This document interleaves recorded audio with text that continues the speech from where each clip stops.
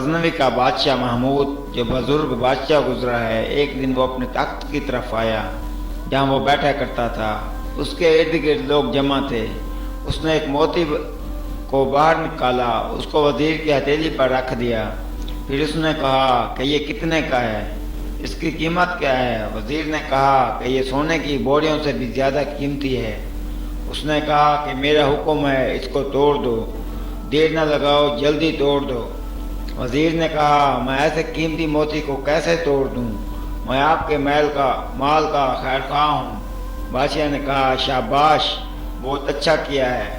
تو پھر اس نے اس کو جوڑا کپڑوں کا عطا کیا، موتی اس سے لے لیا۔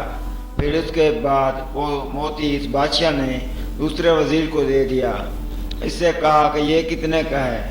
اس نے کہا یہ آدمی سلطنت کا ہے، خدا اس کو بربادی سے بچائے۔ بادشاہ نے کہا کہ اسے توڑ دو۔ اس نے کہا کہ اس کا توڑنا قابل افسوس ہے، میں کیسے توڑ دوں؟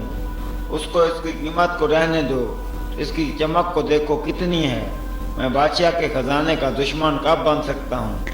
بادشاہ نے اس کو کپڑوں کا جوڑا دیا اور تنخواہ بھی بڑھا دی، حتیٰ کہ وہ موتی 50 آدمیوں کے پاس گیا، کسی نے نہ توڑا۔ بالآخر وہ ایاز کے پاس آیا۔ بادشاہ نے کہا اے عزیز، یہ موتی کتنے کا ہے؟ اس نے کہا جتنا میں کہہ سکتا ہوں، اس سے بڑھ کر۔ بادشاہ نے کہا اب اس کو ریزہ ریزہ کر دو۔ پتھر اس کی آستین میں تھے، اس نے جلدی سے اس کو توڑ دیا۔ اس کے نزدیک یہ درست تھا۔ جب اس نے موتی توڑا، لوگوں نے اپنا سر اٹھا کر کہا کہ یہ کیا ہے؟ بے باکی ہے، خدا کی قسم یہ کافر ہو گیا ہے جس نے منور موتی کو توڑ دیا ہے۔ ایاز نے کہا اے لوگوں، یہ بتاؤ کہ قیمت میں بادشاہ کا حکم بہتر ہے یا موتی؟ تمہاری نظر موتی پر پڑی، بادشاہ پر نہ پڑی۔ جب ایاز نے اس راز کو کھول دیا تو سب لوگ بادشاہ کے سامنے ذلیل ہو گئے۔ بادشاہ نے پرانے جلاد کو اشارہ کیا، ان کو میرے دربار میں صاف کر دو، یعنی ان کو قتل کر دو۔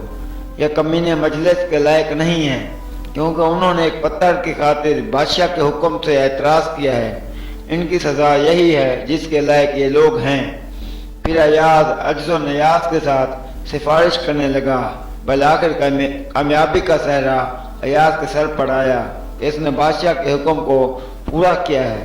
حاصل یہ ہے جو حاکم الحاکمین کا حکم بجا لائے گا، اسے کامل ترین کامیابی حاصل ہوگی۔